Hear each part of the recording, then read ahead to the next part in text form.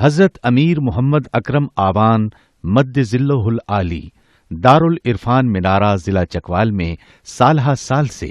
قرآن و حدیث کے اوپر خطابات کر رہے ہیں اور سلسلہ نقشبندیہ اویسیہ کے مطابق لوگوں کو ذکر الہی کی تربیت دے رہے ہیں۔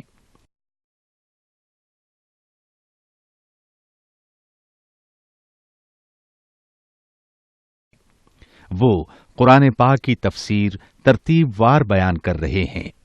تفسیر قرآن کو وہ موجودہ ملکی اور بین الاقوامی حالات کے مطابق بیان کرتے ہیں۔ موٹر وے سے کلر کہار کے انٹرچینج سے نکلتے ہوئے کلر کہار کی جھیل سے ہوتے ہوئے میانی، بوچھال اور نورپور سے گزرتے ہوئے دارالعرفان منارہ پہنچ سکتے ہیں۔ حضرت امیر محمد اکرم آوان نے بچیوں اور بچوں کی دینی اور دنیاوی تعلیم کے لیے سقارہ اکیڈمی کے نام سے ایک درسگاہ بھی قائم کی ہے۔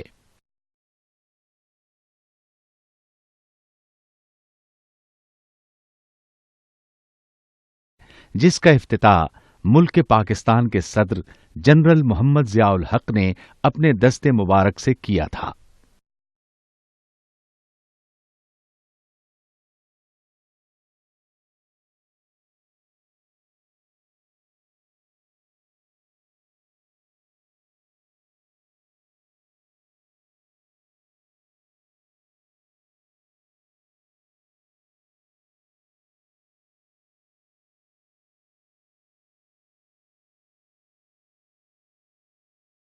الحمد للہ رب العالمین والصلاة والسلام علی حبیبہ محمد وآلہ وصحبہ اجمعین۔ اعوذ باللہ من الشیطان الرجیم، بسم اللہ الرحمن الرحیم۔ یا ایھا الذین آمنوا کتب علیکم الصیام کما کتب علی الذین من قبلکم لعلکم تتقون۔ ایاما معدودات، فمن كان منكم مريضا او على سفر فعدة من ايام اخر، وعلى الذين يطيقونه فدية طعام مسكين، فمن تطوع خيرا فهو خير له، وان تصوموا خير لكم ان كنتم تعلمون۔ شهر رمضان الذي انزل فيه القرآن هدى للناس وبينات من الهدى والفرقان، فمن شهد منكم الشهر فليصمه، ومن كان مريضا او على سفر فعدة من ايام اخر، يريد الله بكم اليسر ولا يريد بكم العسر، ولتكملوا العدة ولتكبروا الله على ما هداكم ولعلكم تشكرون۔ اللهم سبحانك لا علم لنا الا ما علمتنا انك انت العليم الحكيم۔ مولاي صل وسلم دائما ابدا على حبيبك من زانت به السرور۔ مومنین کو خطاب ہے، ارشاد فرمایا کہ تم پر روزے فرض کیے گئے ہیں جس طرح تم سے پہلی امتوں پر فرض کیے گئے تھے۔ یعنی فرضیت میں اختلاف نہیں ہے، جیسے اس امت مرحومہ پہ فرض ہیں، پہلی امتوں پہ بھی روزے فرض تھے۔ احکام کیا تھے، روزہ کب شروع ہوتا ہے کب ختم ہوتا ہے، یہ الگ تھے، لیکن روزے کی فرضیت تمام امتوں پر یکساں تھی، اور مقصد بھی ایک ہی تھا، لعلکم تتقون، تاکہ تم اللہ کا قرب حاصل کر سکو۔ ایام معدودات، اس آیت کریمہ پہ پچھلے جمعہ بات ہو چکی ہے۔ ایام معدودات گنتی کے دن ہیں۔ اللہ کریم کا یہ بھی احسان ہے کہ اس نے معدود اور گنتی کے دن رکھے ہیں۔ وہ چاہتا تو سارے سال کے روزے رکھ دیتا، ساری عمر کے رکھ دیتا، لیکن اس نے ایک خاص مبارک مہینے کو چن لیا ہے، اور یہ ایسا مبارک مہینہ ہے جو سال کے سارے مہینوں کا سردار ہے۔ گنتی کے دن ہیں،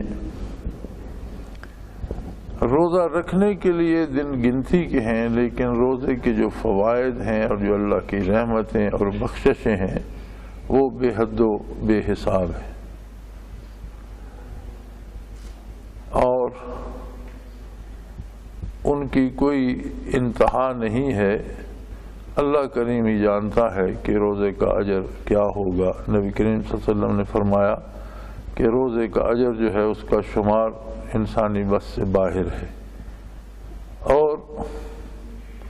ان گنتی کے دنوں میں بھی پھر یہ رعایت بخشی، فمن کان منکم مریضا او علی سفر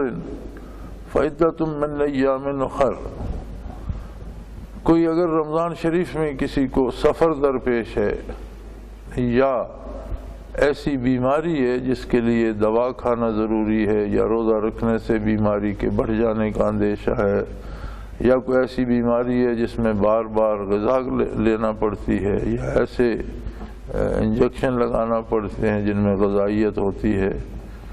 تو وہ قضا کر لے۔ جب صحت ہو تو جتنے روزے رہ گئے ہیں بیماری کی وجہ سے جو رہ گئے ہیں ان کو قضا کر لے، یا کوئی سفر میں ہے اور اثناء سفر سحری کا بندوبست نہیں ہو سکتا، یا سفر ایسا ہے کہ روزہ رکھنا اس میں مشکل ہے، تو اس کے لیے بھی رعایت ہے کہ وہ رمضان شریف کے بعد جب سفر ختم ہو اس وقت قضا کر لے۔ وَعَلَى الَّذِينَ يُطِيقُونَهُ فِدْيَةٌ طَعَامُ مِسْكِين، یہ آیہ کریمہ بھی ان آیات مبارکہ میں سے ہے جن کا حکم منسوخ ہو گیا اور آیت باقی ہے، کہ اگر کسی میں طاقت ہو تو وہ ایک روزے کے بدلے ایک مسکین کا کھانا دے دے۔ تو یہ اس طرح سے منسوخ ہوا کہ جو آدمی سفر میں بھی نہیں، صحت مند ہے، بیمار بھی نہیں، اس کے لیے اس کی گنجائش ختم کر دی گئی۔ لیکن ایسے لوگ جو عمر کے اس حصے میں ہیں کہ واپس صحت مند ہونے کی امید نہیں ہے، یا بیماری ایسی ہے جس سے وہ واپس آنے کی امید نہیں رکھتا، کسی کو شوگر ہے، کسی کو کینسر ہو گیا ہے، دن بدن کمزور ہو رہا ہے، اس کے واپس آنے کی امید نہیں ہے، یا اور کوئی ایسی بیماری ہے جس میں، یا عمر کا ایسا حصہ ہے، وہ عمر کے اس حصے میں پہنچ گیا جس میں اب اس کا واپس صحت مند ہونا جو ہے وہ آسان نظر نہیں آتا، تو اس کے لیے یہ حکم آج بھی موجود ہے کہ وہ ایک روزے کے بدلے ایک مسکین کو کھانا کھلا دے۔ یہ بھی اس کی کرم نوازی اور اللہ کی طرف سے رعایت ہے کہ پھر اسے بھی رمضان شریف کا اتنا ہی اجر نصیب ہوگا، ویسی ہی کیفیات نصیب ہوں گی، وہی رحمتیں، وہی عنایات ہوں گی جیسا روزہ رکھنے والے پر ہیں۔ اور یہ جو مسکین کا کھانا ہے اس میں بھی یہ رعایت موجود ہے کہ مختلف لوگوں کے کھانے کا معیار مختلف ہوتا ہے۔ ایک آدمی عام روکھی سوکھی کھاتا ہے، دوسرا اس سے ذرا اچھی قسم کی رہائش ہے اس کے پاس حالات اس کے اچھے ہیں، وہ زیادہ اچھا کھاتا ہے، تیسرا امیر ہے بہت، وہ بہت اچھا کھاتا ہے۔ تو ہر آدمی کا اپنا معیار ہے کھانے کا، جس طرح کا کھانا وہ خود کھاتا ہے اس معیار کا کھانا کسی مسکین کو کھلا دے، یا اس کے اندازے کی قیمت کسی مسکین کو ایک روزے کے بدلے ایک مسکین کو کھانا کھلا دے یا اس کی قیمت دے دے۔ لیکن فمن تطوع خیرا فهو خیر لہ، لیکن اگر کوئی اس سے زیادہ دینا چاہے، اللہ کی راہ میں اس سے زیادہ خرچ کرنا چاہے، یعنی روزے کا کفارہ تو یہ ہے کہ جس معیار کا کھانا وہ خود کھاتا ہے اس معیار کا کھانا کسی مسکین کو کھلا دے یا اس کی قیمت ادا کر دے۔ لیکن اگر وہ اپنی طرف سے چاہے کہ وہ زیادہ دینا چاہتا ہے تو بھلائی میں جو بھی زیادتی کرتا ہے اسے زیادہ اجر ملتا ہے، جو شخص خوشی سے زیادہ خیرات کرنا چاہے یا زیادہ دینا چاہے فہو خیر اللہ، تو وہ اس کے لیے بہت بہتر ہے، اسے اس کا اجر ملے گا۔ لیکن حق بات یہ ہے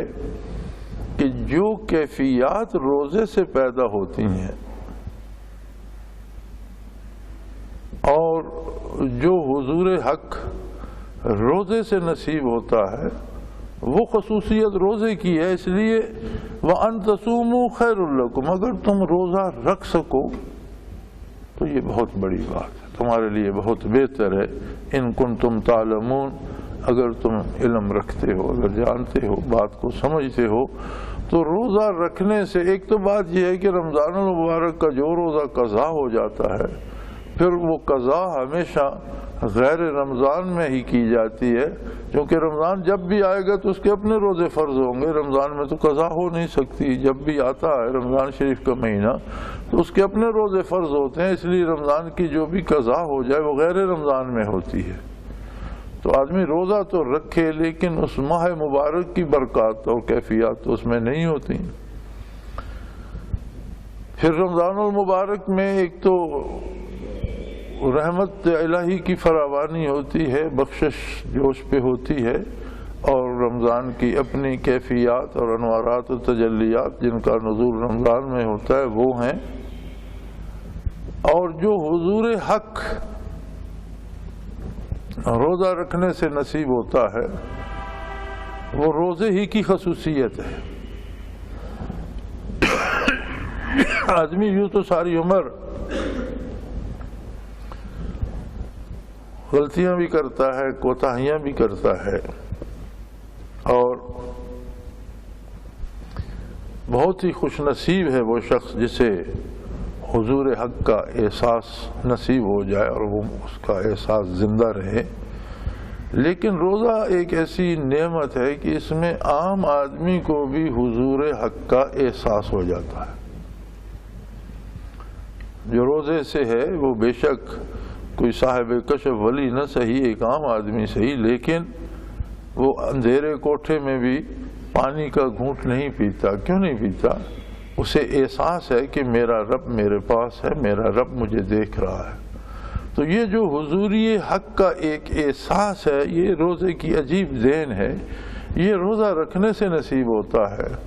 اور اگر کوئی خوش نصیب ہو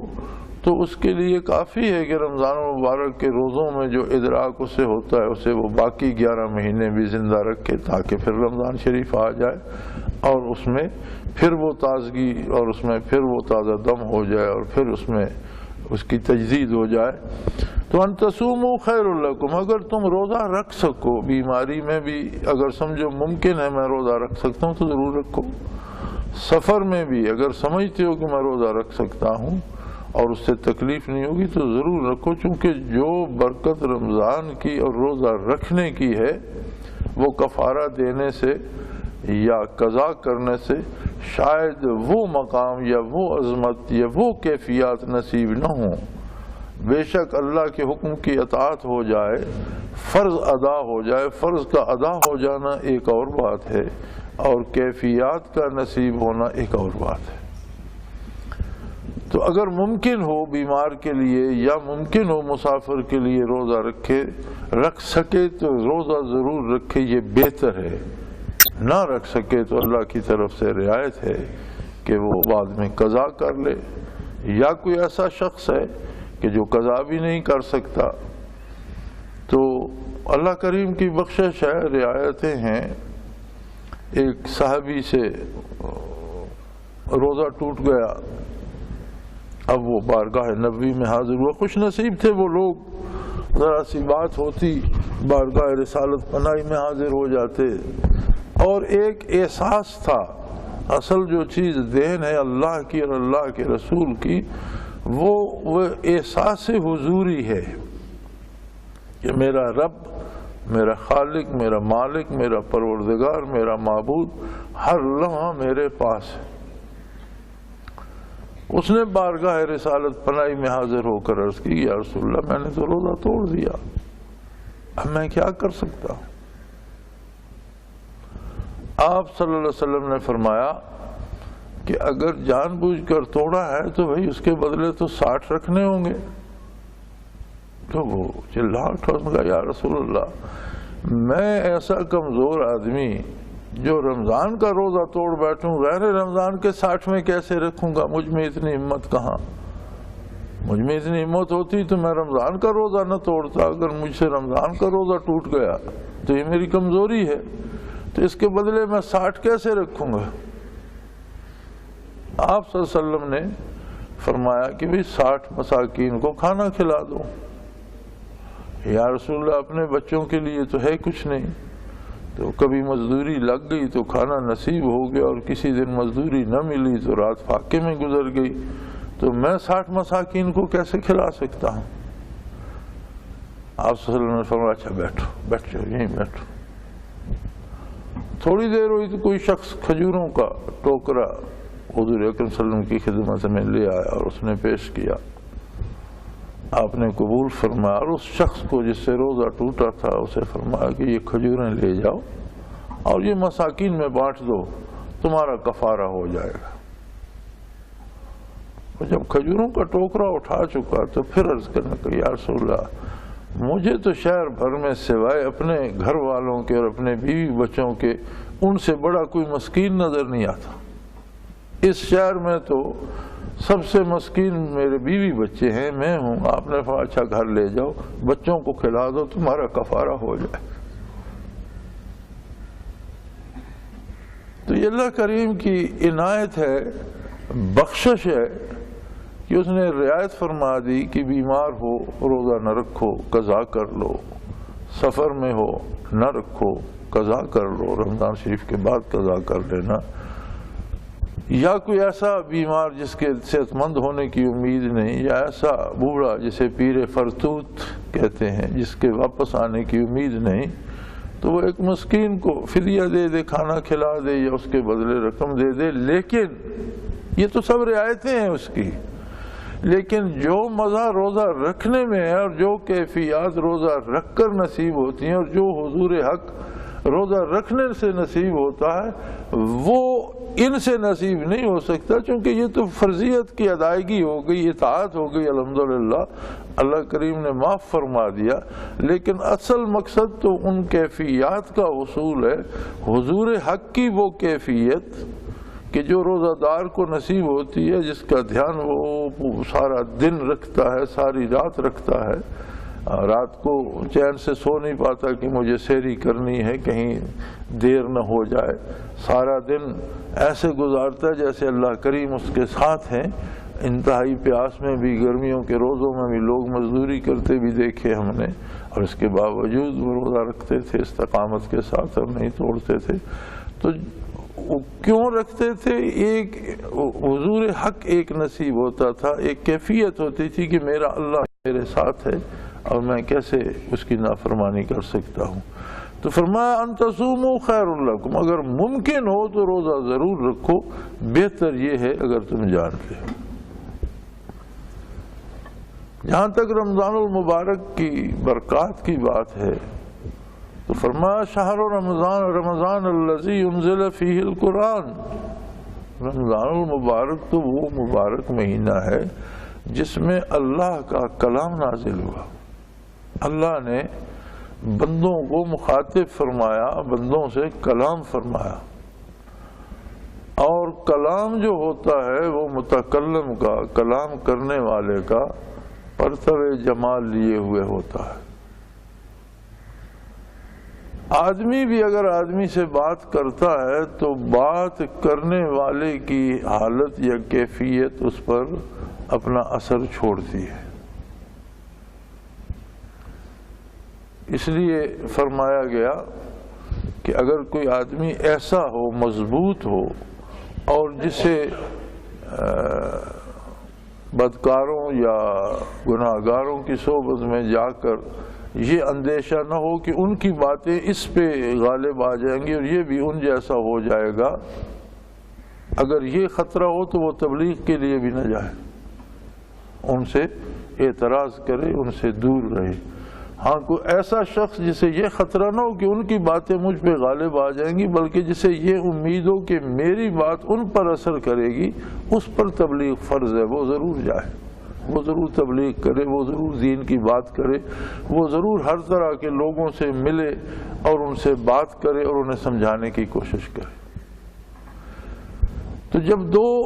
آدمی بھی آپس میں بات کرتے ہیں تو جو کمزور ہوتا ہے مزاجن یا طبعاً، وہ دوسرے کی بات کا اثر لے لیتا ہے۔ آپ کسی ایک آدمی کو جواریوں کے ساتھ چھوڑ دیں، کچھ عرصہ رہے، وہ بھی جواری بن جائے گا، ان کی باتیں، ان کی حرکات اس پہ اثر کر جائے گا۔ اسی طرح کسی کو نیک کی مجلس میں چھوڑ دیں تو کچھ عرصہ بعد رفتہ رفتہ وہ نیکی کی طرف مائل ہوتا چلا جائے گا۔ یہ حال تو بندے کی بات کا ہے،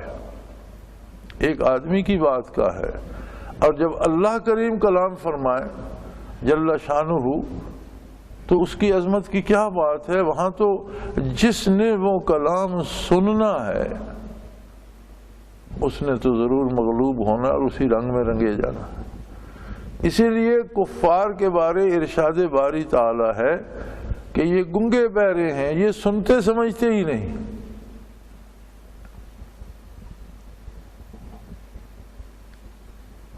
اگر سنتے دیکھتے، نبی کریم صلی اللہ علیہ وسلم کے بارے ارشاد فرمایا ینظرون الیک وہم لا یبصرون، آپ کی طرف نگاہیں تو گھماتے ہیں لیکن آپ صلی اللہ علیہ وسلم کو دیکھ نہیں پاتے۔ انہیں اپنا مکے کا ایک اپنے قریش کا عزیز محمد بن عبداللہ صلی اللہ علیہ وسلم وہ تو نظر آتا ہے، محمد الرسول اللہ ان کی نگاہ میں نہیں آتا۔ اس لیے آپ کی مخالفت کرتے ہیں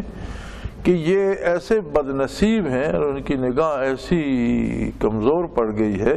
کہ ینظرون الیک، آپ کی طرف نگاہیں تو پھیرتے ہیں، وہم لا یبصرون، آپ کو دیکھ نہیں پاتے، آپ کی شان، آپ کی حیثیت، آپ کی حقیقت، آپ کی عظمت سے آشنا نہیں ہوتے۔ اسی طرح کلام حق جب حضور ارشاد فرما رہے ہوتے تھے، صحابہ تلاوت کرتے تھے تو آواز تو سنتے تھے، یہ لوگ منصوبے بھی بناتے تھے کہ اذا قرئ القرآن فالغوا فیہ، جب قرآن کوئی پڑھ رہا ہو تو تم شور کیا کرو تاکہ اس کی آواز دوسرے بھی نہ سنیں اور کسی پر اثر نہ ہو۔ یہ سارے منصوبے تو بناتے تھے، لیکن اللہ کریم فرماتے ہیں کہ خود گنگے بہرے تھے، سن ہی نہ سکے، اور جو سن لیتا ہے وہ اس رنگ میں رنگا جاتا ہے۔ اللہ کریم کے کلام کی عظمت ہے، اور کتنی بڑی بات ہے کہ اللہ رب العالمین نے اس مشت غبار کو، انسان کو خطاب فرمایا، شہر رمضان الذی انزل فیہ القرآن، یہ ایسا مبارک مہینہ ہے جس میں اللہ کریم نے قرآن نازل فرمایا، اور قرآن ایسی حقیقت ہے جس کی نظیر کہیں مل نہیں سکتی۔ ہدی للناس، قرآن کی خصوصیت یہ ہے کہ اولاد آدم جہاں بھی ہے، جتنی بھی ہے اور جس حال میں بھی ہے، اس سب کے لیے اس نے ہدایت واضح کر دی۔ انسان مدنی الطبع ہے، مل جل کر رہنے والا ہے، ایک دوسرے پہ اس کا انحصار ہے، ایک دوسرے کا محتاج ہے۔ اس مل جل کر رہنے سے مختلف قبیلے، اقوام، پھر ممالک، حکومتیں، ریاستیں، علاقے وجود میں آئے، مختلف آب و ہوا، مختلف رنگ، مختلف قد کاٹ، مختلف زبانیں۔ اہل زبان کا ایک اصول ہے کہ اب پنجاب میں سارے میں پنجابی بولی جاتی ہے، لیکن اصول یہ ہے کہ پنجابی کا تلفظ بھی ہر 3 میل بعد بدل جائے گا۔ اور آپ تجربہ کر کے دیکھ لیں، کسی ایک جگہ بھی کسی ایک تلفظ کا 3 میل سے زیادہ اثر نہیں ہوتا۔ 3 میل کے حلقے سے باہر نکلے تو کہیں زبر کی جگہ زیر بولی جاتی ہے، کہیں زیر کی جگہ زبر بولی جاتی ہے، تلفظ بدل جاتا ہے، الفاظ وہی ہوں تو بھی۔ تو زبانیں مختلف، علاقے مختلف، موسم مختلف، کھانے مختلف، مزاج مختلف، سوچنے کی استعداد مختلف، علمی استعداد مختلف، وجود کی طاقت مختلف، تو بے شمار اختلافات ہیں کہ ہر انسان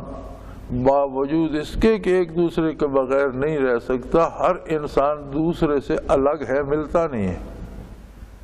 کوئی دو بندے دنیا میں ایسے نہیں ملتے جن کی ہر چیز ملتی جلتی ہو، جن کی سوچ کا معیار ایک ہو، جن کے علم کا معیار ایک ہو، جن کے بولنے کا انداز ایک ہو، جن کا قد کاٹ ایک ہو، جن کی شکل ایک ہو، نہیں ملتے۔ یعنی اختلاف ہے تو ہر بندہ دوسرے سے الگ ہے، اور اتحاد ہے تو اس کا ایک دوسرے کے بغیر گزارا ممکن نہیں، اسے مل جل کر رہنا ہے۔ اس لیے حضور اکرم صلی اللہ علیہ وآلہ وسلم سے پہلے جتنے نبی مبعوث ہوئے اور جتنی کتابیں نازل ہوئیں، مختلف علاقوں، شہروں یا قوموں کے لیے تھیں اور مختلف زمانوں کے لیے تھیں۔ انسانیت چونکہ ترقی پذیر تھی، بچپن سے جوانی کی طرف رواں تھی، اس کے حالات بدل رہے تھے۔ جیسے ایک بچہ جو گھٹنوں کے بل چلتا ہے اس کی ضرورت اور ہے، جو ابھی چلتا نہیں اس کی ضرورتیں اور ہیں، جو چلنا پھرنا شروع کر دیتے اس کی ضرورتیں اور ہیں، جو جوان ہو جاتا ہے اس کی ضرورتیں اور ہوتی ہیں۔ اسی طرح سے انسانیت بھی پروان چڑھ رہی تھی، لیکن اللہ نے اسے نور نبوت سے محروم نہ رکھا۔ ہر آبادی میں، ہر علاقے میں، ہر قوم میں مسلسل انبیاء علیہ الصلوۃ والسلام تشریف لاتے رہے، اور ہر نبی دین اسلام کی تبلیغ کرتا رہا۔ ہر نبی نے توحید باری کی تبلیغ کی، اپنی رسالت کی تبلیغ کی، اور احکام الہی جو اس وقت کے لیے موزوں تھے وہ پہنچائے۔ پھر ایسا زمانہ آیا کہ انسانیت اپنے کمال کو پہنچ گئی، نوع انسانی اپنی بلوغت کو پہنچ گئی۔ اب اس میں بالغ ہونے کے بعد کسی مزید تبدیلی کی گنجائش نہیں تھی، تو اللہ کریم نے نبی اکرم صلی اللہ علیہ وسلم کو آخری نبی بنا کر مبعوث فرمایا، ساری انسانیت کے لیے بیک وقت۔ اور یہ پہلی بار ہوا، آدم علیہ السلام سے لے کر عیسیٰ علیہ السلام تک روئے زمین کے لیے اور روئے زمین پر بسنے والی ساری قوموں کے لیے، سارے لوگوں کے لیے، سارے افراد کے لیے، خواتین و حضرات کے لیے، بچوں بوڑھوں کے لیے ایک ہی نبی، ایک ہی رسول اور ایک ہی کتاب۔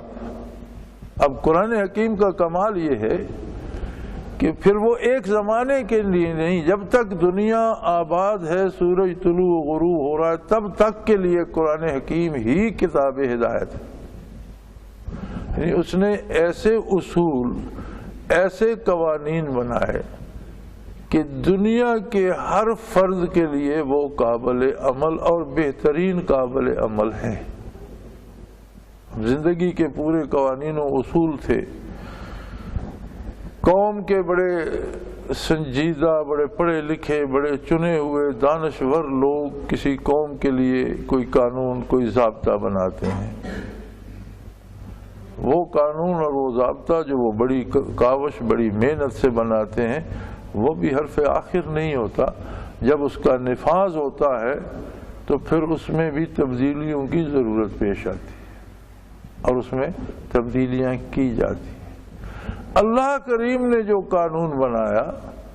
ساری کائنات کے لیے بنایا، ان لوگوں کے لیے بنایا جہاں 6 مہینے دن اور 6 مہینے رات ہوتی ہے، ان لوگوں کے لیے بھی بنایا جہاں سردی ہوتی ہے، ان لوگوں کی بلایا جہاں گرمی ہوتی ہے، مشرق مغرب شمال جنوب، تمام لوگوں کے لیے ان کی زبانیں مختلف ہیں، ان کے مزاج مختلف ہیں، علمی استعداد مختلف ہے، غذائیں مختلف ہیں، دن رات مختلف ہیں۔ ایک جگہ دن ہے، دوسری جگہ رات ہے، وہاں دن ہوتا ہے تو ادھر رات ہوتی ہے، موسم مختلف ہے۔ اس کے باوجود ایسا جامع، ایسا معتدل قانون دیا کہ ہر حال میں ہر جگہ بسنے والے انسان کے لیے وہ قابل عمل ہی نہیں بلکہ بہترین زندگی گزارنے کا طریقہ ہے۔ آسان ترین طرز حیات ہے، پاکیزہ ترین طرز حیات ہے، مبارک ترین طرز حیات ہے، اور ایسا طرز حیات ہے کہ اس کے مطابق زندگی گزارنے والا نہ صرف اس دنیا میں خوشحال رہتا ہے، خوش رہتا ہے، اللہ کی رحمتوں کا مرکز رہتا ہے، بلکہ دوسری دنیا میں بھی آنے والی ہمیشگی کی زندگی میں بھی کامیاب رہتا ہے۔ قرآن کوئی معمولی چیز نہیں ہے، کوئی معمولی کتاب نہیں ہے، کوئی عام بات نہیں ہے، اللہ کریم کا ذاتی کلام ہے، اور اللہ کی ساری مخلوق کے لیے ہے، اور اس کلام کے نزول کے لیے اللہ نے اس مبارک مہینے کو چنا۔ یہ وہ مبارک مہینہ ہے، رمضان المبارک، وہ برکت والا مہینہ انزل فیہ القرآن، جس میں قرآن نازل کیا گیا، ھدی للناس، جو تمام انسانیت کے لیے ہدایت کا سبب ہے۔ خدا کہتے ہیں عربی میں کسی بھی کام کے کرنے کا جو صحیح ترین طریقہ ہوتا ہے اسے خدا کہتے ہیں، اور ہدایت کا مفہوم یہی ہے۔ اور جو صحیح ترین طریقہ ہوتا ہے نا کسی کام کو کرنے کا، وہ آسان بھی ہوتا ہے اور مختصر بھی ہوتا ہے۔ آپ دو نقطے بنائیے، ان کو ملانے کے لیے آپ لمبی لمبی لکیریں تو کھینچ سکتے ہیں، ٹیڑھی میڑھی لکیریں بھی کھینچ سکتے ہیں، لیکن صحیح ترین تو وہ لائن ہوگی جس میں کوئی ٹیڑھا پن، بالکل سیدھی ہوگی، اور آپ دیکھیں گے کہ سب سے مختصر وہ لائن ہوگی جو سیدھی ہوگی، باقی جو بھی غلط ہوگی وہ لمبی ہوگی، اس میں ٹیڑھا پن بھی ہوگا، اس میں موڑ بھی آئیں گے۔ اسی طرح ہدایت اس سلیقے، اس طریقے کو کہتے ہیں جو کسی بھی کام کے کرنے کا صحیح ترین طریقہ ہو، وہ آسان بھی ہوگا اور اس پر محنت بھی تھوڑی آئے گی، وقت بھی تھوڑا خرچ ہوگا، اور اس کام کے کرنے کا بہترین طریقہ بھی ہو۔ فارسی شاعر نے کہا تھا، ہر چہ دانا کند ناداں، زندگی گزارنے کے لیے جو کچھ کوئی عقل مند کرتا ہے، کرتا بے وقوف بھی وہی ہے۔ تن ڈھانپنے کے لیے، پیٹ بھرنے کے لیے، گھر بنانے کے لیے جس طرح ایک عقل مند کوشش کرتا ہے، کرتا بے وقوف بھی اسی طرح ہے۔ لیک بعد از خرابی ہے بسیار، بات یہ ہے کہ عقل مند سیدھا سیدھا کر لیتے اور بے وقوف ہزار خرابیوں میں پھنسنے کے بعد وہاں پہنچتا ہے، اور کام تو اسے بھی وہی کرنا ہے لیکن بڑی خرابی کے بعد کرتا ہے۔ تو اسلام کے علاوہ کسی بھی کام کو کرنے کا جو بھی طریقہ ہوگا اس میں ہزار خرابیاں ہوں گی، ہزار مشقتیں ہوں گی، ہزار رسوائیاں ہوں گی۔ تو کتاب حکیم جو ہے ھدی للناس، تمام انسانیت کے لیے رہنما ہے۔ آج کل یہ بھی بڑا شور ہو رہا ہے کہ جی دین کے معاملات میں اجتہاد ہونا چاہیے، فقہ میں اجتہاد ہونا چاہیے، اور سوچنا چاہیے کہ اسلام کو حالات حاضرہ کے مطابق کیا جائے۔ بہت بڑی بات ہے، اسلام کو ہم نے حالات حاضرہ کے مطابق نہیں کرنا، بلکہ اسلام بنا ہی جب تک دنیا قائم ہے تب تک کے حالات کے لیے ہے۔ اسلام کوئی ابتدائی صدی کے لیے نہیں تھا، یا پہلی 10 صدیوں کے لیے نہیں تھا، یا اس 1400 سال کے لیے نہیں تھا، بلکہ اسلام ہمیشہ ہمیشہ کے لیے ساری انسانیت کی رہنمائی کے لیے اللہ کی کتاب اپنے اندر صلاحیت رکھتی ہے۔ اب اگر انسان انسانیت چھوڑ دے، انسان وحشت پہ اتر آئے، انسان جانوروں کی زندگی اپنا لے، ایک دوسرے کو کاٹ کھانے کو دوڑے، ایک دوسرے کو لوٹنے کو دوڑے، ایک دوسرے کی امانت اور ایک دوسرے کی جان و مال کا دشمن بن جائے، تو یہ سوچا جائے کہ قرآن کو کیسے بدلا جائے کہ قرآن چھٹی دے دے، تو یہی تو پہلی قوموں نے کیا تھا، بلکہ اب تک کر رہی ہیں، عیسائی کر رہے ہیں، یہودی کر رہے ہیں، کلیسا ایک نیا قانون پاس کر دیتا ہے، جی اب سسر اور بہو آپس میں شادی کر سکتے ہیں، جی کلیسا نے قانون پاس کر دیا، اب ہم جنس ایک دوسرے سے شادی کر سکتے ہیں، کلیسا نے قانون۔ تو یہ کلیسا کا قانون نہیں ہے اسلام، یہ اللہ کا قانون ہے، اور اس میں جو کچھ ہے وہ اٹل ہے۔ دیکھنا اجتہاد ہم نے یہ نہیں کرنا کہ قرآن کو کہاں سے تبدیل کیا جائے، اجتہاد یہ کرنا ہے کہ جو کچھ ہم کر رہے ہیں اس کو کس طرح قرآن کے بنائے ہوئے اصولوں میں ڈھالا جائے۔ ہمیں قطع و برید قرآن یا قرآن کے احکام میں نہیں کرنی، ہمیں قطع و برید اپنے کردار میں کرنی ہے کہ کچھ چیزیں اصولی ہوتی ہیں۔ قرآن نے سارے اصول بیان کیے، نبی علیہ الصلوۃ والسلام نے اس کی تشریح اور فرع اور اس کی تفسیر بیان فرما دی، پھر آپ صلی اللہ علیہ وسلم کا ساری عمر کا عمل قرآن کی تفسیر ہے، صحابہ کرام کا عمل حضور کے سامنے قرآن کی تفسیر ہے۔ ہمیں دیکھنا یہ ہے کہ آج کے اس بگڑے ہوئے معاشرے کو کن حدود میں لایا جائے، کن حدود و قیود کا پابند کیا جائے کہ وہ قرآن کے مطابق ڈھل جائے۔ اس کے آگے جو اجتہاد ہیں، اجتہاد ہوتا کیا ہے؟ اجتہاد یہ ہوتا ہے کہ ایک چیز قرآن میں ایک حکم موجود ہے، اس پر کوئی اجتہاد نہیں، بات ختم ہو گئی۔ قرآن میں حکم موجود ہے اور سوائے ماننے کے کوئی چارہ نہیں، اس پہ کوئی اجتہاد نہیں ہوگا۔ ایک حکم حدیث شریف سے ثابت ہوتا ہے، نبی کریم صلی اللہ علیہ وسلم نے ایک حکم دے دیا، بات ختم ہو گیا، اب اس پہ کوئی اجتہاد نہیں، کسی اجتہاد کی کوئی گنجائش نہیں ہے، تعمیل ارشاد کے علاوہ کوئی چارہ نہیں۔ ایک ایسی بات سامنے آ جاتی ہے جس کا حل، جس کے بارے اس کا فیصلہ ہم کتاب مجید سے تلاش نہیں کر سکتے، پھر ہمیں حدیث شریف سے تلاشنا ہوگا۔ ہم حدیث شریف میں بھی تلاش نہیں کر سکے تو پھر ہمیں متقدمین کے کردار میں تلاشنا ہوگا، صحابہ کرام کے، تابعین، تبع تابعین کے کردار میں اور ان کے فیصلوں میں اس کا حل تلاش کرنا ہوگا۔ وہاں بھی نہیں ملتا تو پھر وہ شخص اجتہاد کا اہل ہے جس کی نظر قرآن کریم اور اس کی تفسیر اور اس کے شان نزول اور اس کے معنی و مفاہیم پر گہری ہے، جس کی نظر پوری حدیث پر ہے، جس کی نظر سلف صالحین کے سارے حالات پر ہے، پھر اس چیز کو لے کر وہ شخص کہیں سے تطابق تلاش کرے گا، مطابقت تلاش کرے گا کہ اس قسم کے واقعہ کا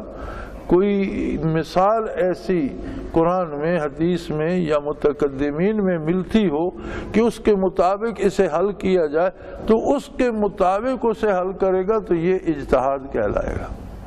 اجتہاد کرنا ان لوگوں کا کام ہے۔ ہاں، آپ ان صاحب علم علماء کی ایک مجلس بنا دیں۔ اگر امام اعظم ابو حنیفہ رحمۃ اللہ تعالیٰ احتجاج فرماتے تھے اور امت کے ایک بہت بڑے طبقے کے امام ہیں، تو وہ بھی اپنی مرضی سے نہیں کرتے تھے، انہوں نے بھی 40 علماء کی ایک کونسل بنائی ہوئی تھی، مسئلہ ان کے پیش ہوتا تھا، اس پہ بحث ہوتی تھی، اس کی تفصیل کتابوں میں ملتی ہے، پھر جو ایک متفقہ رائے ہوتی تھی اس کو امام صاحب اپنے اس میں ترازو میں تولتے تھے اپنے علم کے مطابق، پھر جا کر فیصلہ ہوتا تھا کہ اس کام کا یہ فیصلہ کیا جائے۔ اب یہ نہیں کہ ہم اگر گریجویٹ بھی اسمبلی بنا دیتے ہیں تو گریجویٹ کے پاس دینی علم کتنا ہوتا ہے۔ اجتہاد کے لیے قرآن کریم پر پوری نظر، حدیث شریف پر پوری نظر، متقدمین کی سیرت و کردار پہ پوری نظر، فقہ پہ پوری نظر ہو، اس کے بعد وہ بندہ اس کا اہل ہے کہ قرآن اور حدیث کے احکام کی حدود کے اندر اس کا کوئی حل تلاش کرے، اسے اجتہاد کہتے ہیں۔ اب یہ اجتہاد نہیں ہے کہ جو ہم کرتے ہیں اسے جائز بنانے کے لیے ہم کہہ دیں جی فلاں آیت کا جو ہے اس کی یہ تعویل کر دو، فلاں حدیث جو تھی وہ اس وقت تو کارگر تھی، اب کیا زمانہ بدل گیا؟ زمانہ کوئی نہیں بدلا، نہ انسان بدلا ہے نہ زمانہ بدلا۔ کیا اس زمانے میں انسان روٹی کھاتے تھے اور آج لکڑیاں کھاتے ہیں؟ کیا اس زمانے میں انسان ضرورت کے لیے سفر کرتے تھے اور اب واحیات پھر رہے ہیں؟ کچھ بھی نہیں بدلا، آج بھی وہی انسان ہے، وہی ان کی غذا ہے، وہی ان کی دوائیں ہیں، وہی ان کی ضرورتیں ہیں،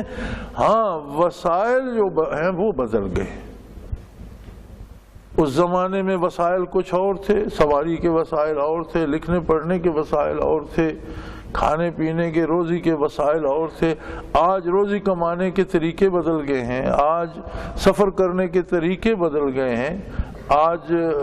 وسائل بدلے ہیں، نہ انسان بدلا ہے نہ انسان کی ضرورتیں بدلی ہیں۔ اس میں لمبے اجتہاد کا تو کوئی ضرورت ہی نہیں پڑتی کہ بندہ بھی وہی ہے، اس کی ضرورتیں بھی وہی ہیں، ان ضرورتوں کو پورا کرنے کے طریقے بدل گئے۔ اب اجتہاد کیا ہوگا جی؟ اس وقت اجازت تھی کہ گھوڑے پہ نماز ہو سکتی ہے ضرورت کے وقت، آج کا اجتہاد مجتہد یہ کہہ دے گا کہ ریل گاڑی پہ بس پہ جا رہے ہو یا جہاز پہ جا رہے ہو تو آپ سواری پہ ہو، نماز کا وقت ہوتا ہے تو نماز، اس وقت کی سواری گھوڑا تھی، آج کی سواری بدل گئی۔ اس پہ بھی بڑا عرصہ بات ہوتی رہی، ہم نے خود جہاز میں نمازیں نہیں پڑھی، علماء اس پہ متفق نہیں ہوتے تھے کہ جہاز میں نماز ادا ہوتی ہے کہ نہیں، یہ بات بڑا عرصہ زیر بحث رہی، اور بحث اس بات پہ تھی کہ بحری جہاز پہ نماز ہو جاتی ہے کہ وہ پانی پہ ہے، پانی کا تعلق زمین سے ہے، گھوڑے پہ اس لیے ہو جاتی ہے کہ اس کے پاؤں زمین پر ٹکے ہوئے ہیں اور بیت اللہ زمین پر ہے، بس میں ریل میں اس لیے ہو جاتی ہے کہ وہ زمین پر قائم ہے اور بیت اللہ شریف زمین پر ہے، لیکن جہاز تو فضا میں اڑ جاتا ہے۔ تو آج سے چند سال پہلے علماء نے یہ فیصلہ کیا کہ بیت اللہ شریف صرف زمین پر نہیں ہے، اور یہ جو 4 پتھر لگے ہوئے یہ بیت اللہ نہیں ہے، یہ بیت اللہ کی نشاندہی کرتے ہیں۔ یہ جو دیواریں یا چھت ہے بیت اللہ کا یا جو پتھر لگے ہیں یہ خود بجائے خود بیت اللہ نہیں ہے۔ اگر ان پتھروں کو کھیڑ کر کسی دوسری جگہ ہم عمارت بنا دیں تو کیا وہ بیت اللہ بن جائے گی؟ نہ ان پتھروں کو کچھ سجدہ کرتا ہے، یہ نشاندہی کرتے ہیں زمین کے ایک مرکز کی کہ یہ بیت اللہ ہے، محبت تجلیات ہے اور یہ تمہارا مرکز ہے۔ تو بیت اللہ تحت الثری سے لے کر عرش اعلیٰ تک بیت اللہ ہی ہے۔ بیت اللہ کی جو رقبہ حتیم سمیت جو احاطہ ہے یہ عرش عظیم سے لے کر تحت الثری تک یا دوسری طرف عرش عظیم تک یہ سارا بیت اللہ ہے، اور جہاز اگر فضا میں بھی ہوتا ہے تو بیت اللہ کی کسی سمت موجود ہوتا ہے، اس لیے جہاز میں بھی نماز ادا کرنی چاہیے۔ یہ کو میرا خیال ہے چند سال کی بات ہے، اس کے بعد ہم نے پھر جہاز میں پڑھنا شروع کی، ورنہ جہاں جہاز اترتا تھا وہاں قضا کیا کرتے تھے۔ تو یہ تو ہو گیا اجتہاد۔ اب انہوں نے ایک دلیل تلاش کر لی کہ نبی کریم صلی اللہ علیہ وسلم کا ارشاد ہے کہ جہاں بیت اللہ ہے یہ اللہ کے تجلیات کا محبت ہے، اور عرش عظیم سے لے کر دوسری دنیا کی دوسری طرف بھی عرش عظیم تک بیت اللہ ہی ہے، اور اس کے انوارات و تجلیات موجود ہیں اور اس کی مرکزیت موجود ہے۔ تو علماء حق نے یہ فیصلہ کیا کہ جب تجلیات باری ہی مقصود ہے اور وہی مرکز ہے، یہ پتھر تو اس کی نشاندہی کر رہے ہیں، تو وہ عرش عظیم تک موجود ہے، تو نشاندہی تو یہی پتھر کریں گے جو بیت اللہ میں لگے ہوئے ہیں، اس لیے سمت متعین ہو جائے گی، اور جہاز میں آپ اس طرف رخ کر کے نماز ادا کر لیجئے۔ تو یہ تو اجتہاد ہو گیا، وسائل بدلے اور اس کے ساتھ کچھ باتیں سامنے آئیں، اور ان پر فیصلہ وہی کیا جا سکتا ہے جو قرآن و حدیث اور متقدمین کی آراء کے مطابق ہو۔ ان سب کو چھوڑ کر کوئی نئی راہ نکالنا اجتہاد نہیں، بغاوت ہے۔ دین کی تفسیر و تعبیر نہیں، تحریف ہے، دین کو بدلنے والی بات ہے۔ یہ جو روز اجتہاد کا شور ہو رہا ہوتا ہے تو میرے خیال میں یہ لوگ خود بھی نہیں سمجھتے۔ تو اجتہاد ہمیں یہ کرنا ہے کہ واقعی ان وسائل کے ساتھ اور اس زمانے میں ہم کس طرح محمد الرسول اللہ کی غلامی کا حق ادا کر سکتے ہیں کہ اس زمانے میں بھی رہیں، اس کا کپڑا بھی پہنیں، آج کی غذا بھی کھائیں، آج کی گاڑیوں پہ سفر بھی کریں، آج کے جہازوں پہ سفر بھی کریں، آج کی مصروف شہری زندگی میں بھی رہے، لیکن حضور اکرم صلی اللہ علیہ وسلم کا دامن ہاتھ سے نہ چھوٹے۔ اس ساری چیز کو ہم نے ایسے ترتیب دینا ہے کہ اللہ و اللہ کے رسول کا اتباع ہوتا رہے۔ یہ تو اجتہاد ہے، یہ تو درست ہے، اور یہ اجتہاد نہیں ہے کہ قرآن و حدیث کو ایسے بدلا جائے۔ اب امریکہ والوں نے پچھلے دنوں کہا کہ جناب قرآن میں کچھ ایسی آیتیں ہیں جو جہاد کا حکم دیتی ہیں اور لوگ لڑتے ہیں، لہذا قرآن سے وہ آیتیں نکالی جائیں۔ اب یہ آپ کی انجیل تو ہے نہیں کہ آپ کے ہاتھ پہ اللہ نے رکھ دی اور آپ جو چاہیں اس کے ساتھ سلوک کریں، یہ تو قرآن ہے اور اللہ نے وعدہ کیا کہ میں اس کی حفاظت کا ذمہ دار ہوں، اسے وہ نہیں ختم کرنے دیتا، نہ اس میں کوئی داخل کرنے دیتا نہ نکالنے دیتا۔ موسیٰ علیہ نبینا علیہ الصلوۃ والسلام کے واقعہ میں جب خضر علیہ السلام کے ساتھ ایک آبادی میں پہنچے تو بھوک لگی تھی بڑی، فَأَبَوْا أَن يُضَيِّفُوهُمَا، انہوں نے انکار کر دیا کہ ہم آپ کو کھانا نہیں دیتے۔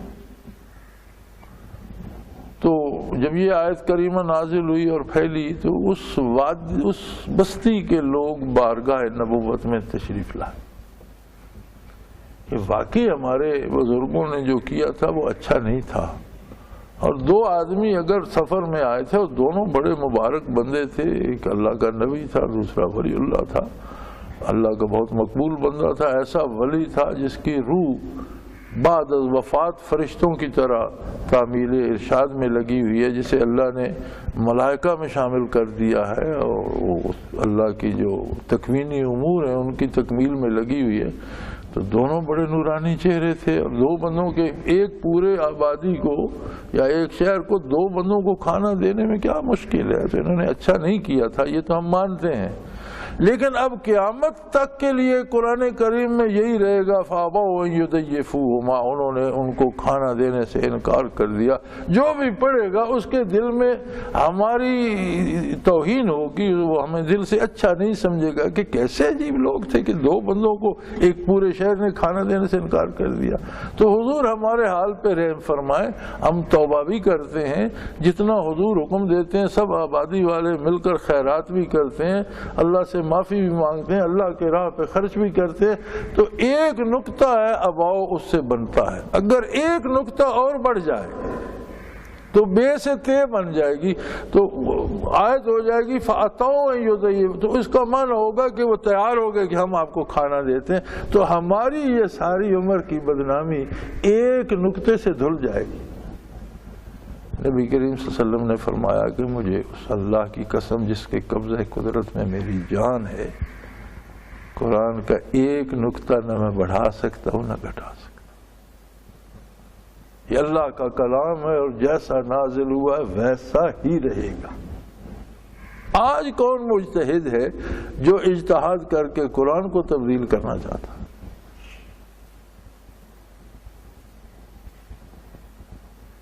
پچھلے دنوں جہاد کے علاوہ بھی کچھ آیات پہ انہیں اعتراض تھا، ان کے بارے بھی آیا ہوا تھا کہ ان آیات میں کچھ تبدیلی ہونی چاہیے، یہ عیسائیوں اور یہودیوں سے نفرت سکھاتی ہیں۔ یعنی قرآن میں ایسی آیات موجود ہیں جو کہتی ہیں کہ ان سے دوستی نہ کرو، یہ اچھے لوگ نہیں ہیں، تو ایسی آیات نہیں ہونی چاہیے۔ بھائی اب تمہارے کہنے سے یا ہم میں کوئی مجتہد تلاش کو اس کے کہنے سے یہ کچھ نہیں ہوگا، یہ اللہ کی کتاب ہے، اور جب تک سورج طلوع و غروب ہو رہا ہے یہ بالکل ایسی ہی رہے گی، اس کی حفاظت کا اللہ نے ذمہ لیا ہے۔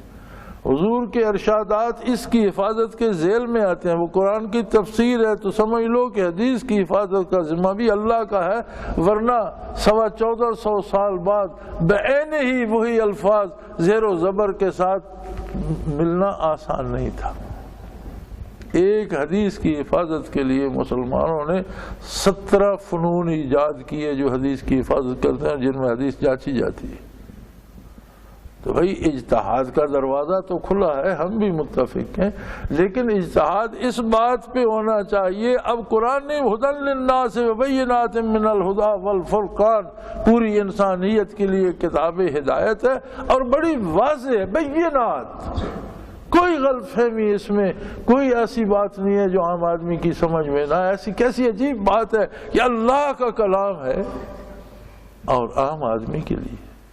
ہر بندہ سمجھ سکتا ہے۔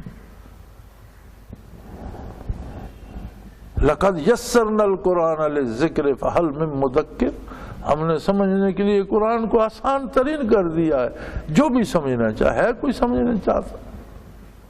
کوئی نہ چاہے وہ اور بات ہے، جو سمجھنا چاہے اس کے لیے آسان ہے، اور جو قرآن میں ہے وہ اللہ کا کلام ہے اور حرف آخر ہے، انسان کا نہیں ہے کہ اسے کل کا پتہ نہ ہو، آج کی اس نے بات کر دی، کل پتہ نہیں کیا ہونے والا ہے، جو کچھ قیامت تک ہونے والا ہے وہ اللہ کریم کے سامنے حاضر و موجود ہے، اور سب کو دیکھ کر، جس طرح موجودہ زمانے میں کہیں دن ہے کہیں رات ہے، یہاں سردیاں آ رہی ہیں، جنوب میں گرمیاں آ رہی ہیں، کھانے مختلف ہیں، زبانیں مختلف ہیں، رنگ مختلف ہیں، سوچیں مختلف ہیں، زبانیں مختلف ہیں، لباس مختلف ہیں، لیکن قرآن ایک ہے، اس کا حکم ایک ہے اور سب کے لیے قابل عمل ہے۔ اسی طرح نزول سے لے کر قیامت تک کے سارے زمانے بھی رب جلیل کے اپنے بنائے اور اس کے سامنے تھے، میں اور آپ نے، ہم نے اب دیکھے، لیکن اس کے سامنے موجود تھے، اور سارے زمانوں کے لیے بھی اس نے، جس طرح موجودہ زمانے کے اختلافات کے لیے اس نے ایک درمیانی راہ بنائی ہے، اسی طرح قیامت تک آنے والے زمانوں کے اختلافات کے لیے بھی قرآن ایک درمیانی راہ ہے۔ اس کو چھوڑنا اجتہاد نہیں ہے، اس سے ہٹنا اجتہاد نہیں ہے، اور قرآن کے احکام میں اجتہاد کی جرات کون کرتا ہے؟ وہ تو بات ختم ہو گئی، قرآن نے حکم دے دیا، بات ختم ہو گئی، نبی کریم صلی اللہ علیہ وسلم کی حدیث سے ثابت ہو گیا، بات ختم ہو گئی، پھر مجتہد کی ضرورت کیا اور ضرورت کیا ہے؟ متقدمین کے کردار سے ثابت ہو گیا، ختم ہو گئی ضرورت اجتہاد کی۔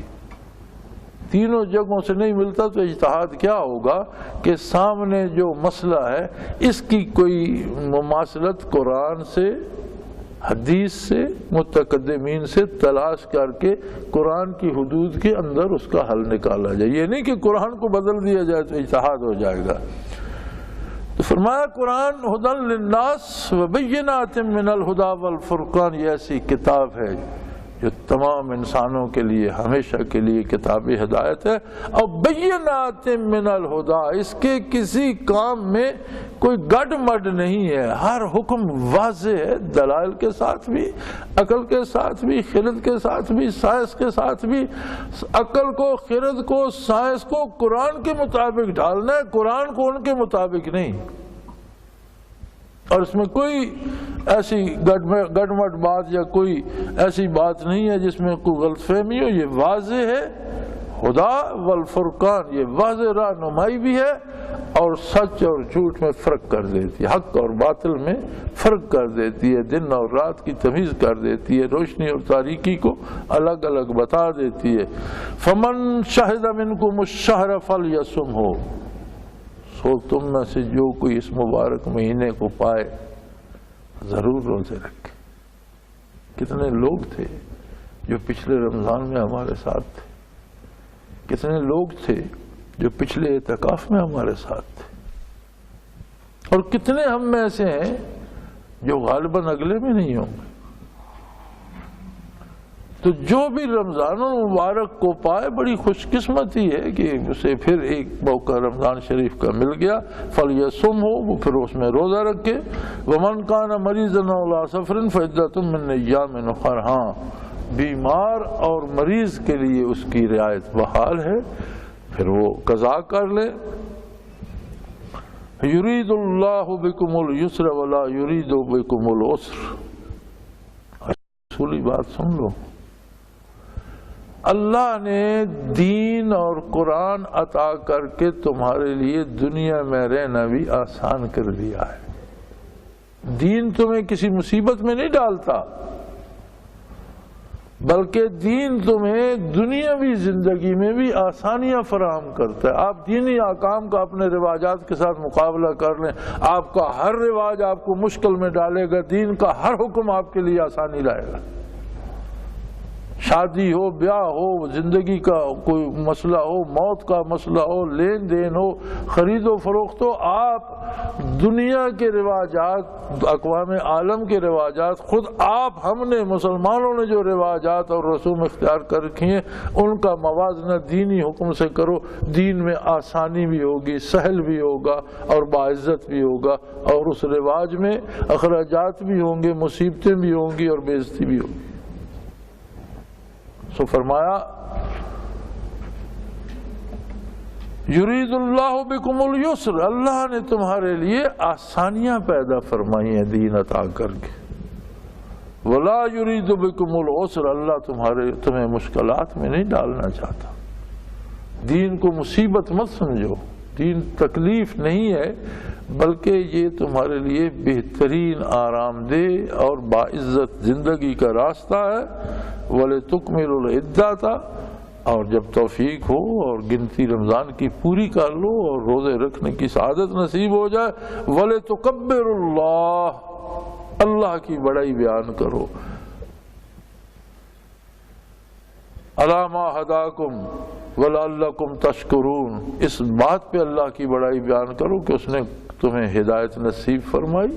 محمد الرسول اللہ جیسا رہنما نصیب فرمایا، قرآن جیسی بے مثال کتاب عطا فرمائی، اور تمہیں توفیق عطا فرمائی قرآن کو ماننے کی، حضور کا اتباع کرنے کی۔ یہ ساری نعمتیں اللہ کی طرف سے، لہذا وَلِتُكَبِّرُوا اللَّهَ، اللہ کی بڑائی بیان کرو، اچھے کپڑے پہنو، قیمتی نہیں ملتے تو سستے ہوں، صاف تو کر لو، دھو لو، اچھے کر لو، میسر ہو تو خوشبو لگا لو، غسل کرو،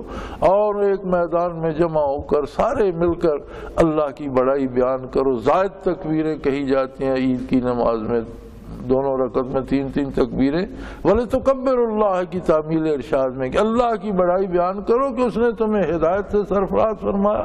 اس نے تمہیں رمضان المبارک کی نعمت عطا فرمائی، اعتکاف کی سعادت بخشی، اور وہ کریم ہے، اس نے تمہیں ہدایت نصیب فرمائی، اس کی بڑائی بیان کرو تاکہ تمہارا شمار شکر گزاروں میں ہو، تم اللہ کے شکر کرنے والے شمار کیے جاؤ۔ آخر دعوانا ان الحمدللہ رب العالمین۔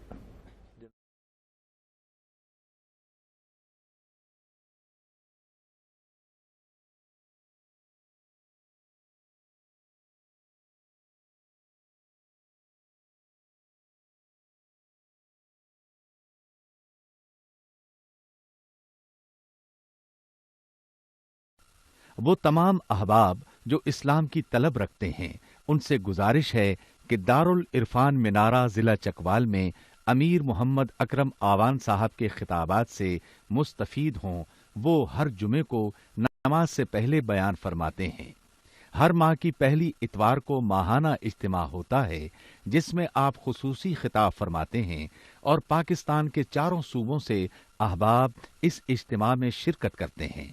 اس کے علاوہ یہاں سال میں 2 مرکزی اجتماعات بھی ہوتے ہیں، ایک رمضان المبارک میں اعتکاف کا اجتماع اور دوسرا جولائی اور اگست میں 40 دن کا اجتماع ہوتا ہے جس میں روحانی تربیت کی جاتی ہے۔ اپنا خون سیماب دے کر اتنا ہم کر جائیں گے، نام آقا کا چمن میں پھر رقم کر جائیں گے۔